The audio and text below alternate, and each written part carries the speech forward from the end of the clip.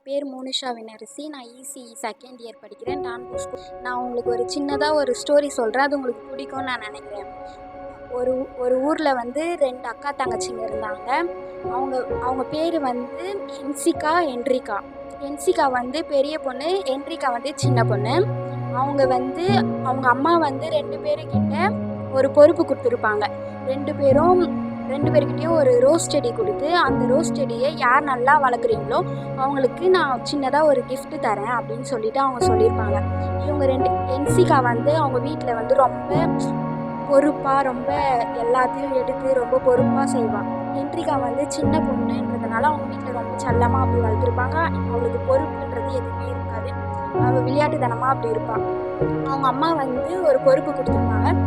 இந்த செடியை வந்து யார் நல்லா சூப்பராக வளர்க்குறாங்களோ அவங்களுக்கு நான் ஒரு ஸ்டார் பொம்மை தரேன் அப்படின்னு சொல்லிட்டு அந்த பொறுப்பை வந்து இவங்க 2 பேர்கிட்ட கொடுத்துட்டு போயிருப்பாங்க. இவங்க 2 பேரும் டெய்லியும் ரெகுலராக வளர்த்துட்டே வருவாங்க. அவங்க அம்மா ஒரு நாள் சொல்லியிருப்பாங்க, நான் அடுத்த வாரம் வந்து இதை நான் செக் பண்ணுவேன், யார் நல்லா பண்ணுறீங்களோ அவங்களுக்கு நான் கன்ஃபார்ம் கிஃப்ட் தருவேன், ஒழுங்காக வளங்க அப்படின்னு சொல்லிட்டு அவங்க சொல்லியிருப்பாங்க.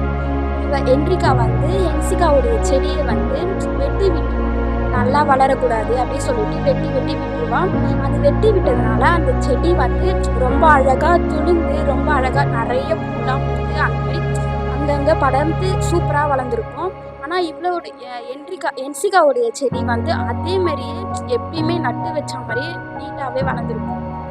அவங்க அம்மா வந்து பார்த்துட்டு வந்து சொல்லியிருப்பாங்க, உன் செடி தான் ரொம்ப அழகாக வளர்ந்துருக்கு, நீ அடிக்கடி நல்லா வெட்டி விட்டதுனால சூப்பராக எல்லா இதுவும் நல்லா லீஃப்லாம் அழகாக வளர்ந்துருக்கு அப்படின்னு சொல்லிட்டு அவங்க அம்மா சொல்லும் போது இவன் நினைப்பா, ஐயோ நம்ம தப்பு பண்ணிட்டோமே, இவள் செடி அந்த மாதிரி வெட்டி விட்டதுனால தான் அவள் செடி நல்லா வளர்ந்துருக்கு, நம்ம நேர்மையாக நம்ம சூப்பராக நம்மளா வளர்த்துருந்தா இல்லாட்டி நம்ம செடியும் நல்லா வளர்ந்துருக்குமே அப்படின்னு சொல்லிட்டு இவன் நினச்சிருப்பான். இதுலேருந்து உங்களுக்கு என்ன தெரியுதுன்னா, யார் மேலேயும் பொறாமை பிடிக்காதீங்க, எல்லாரும் ஒன்றா சேர்ந்து எல்லா விஷயத்தையும் பொறுப்பாக எடுத்து பண்ணுங்க.